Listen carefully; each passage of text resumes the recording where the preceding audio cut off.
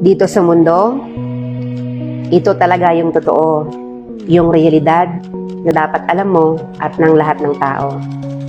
Naparito kang hubad, aalis kang nakahubad. Dumating kang nangihina, lilisan kang mahina. Iniluwal kang walang salapi at mga bagay, maglalaho kang walang salapi at mga bagay.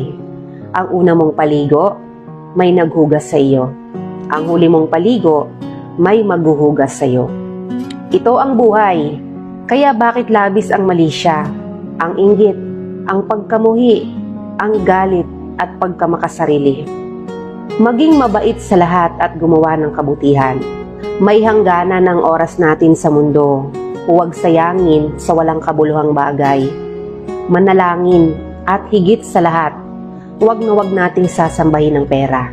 Dahil kahit anong dami ng pera mo o ng ari-arian mo, kapag binawi ng Diyos ang buhay mo, iiwan mo rin yan at hindi mo madadala sa iyong pupuntahan.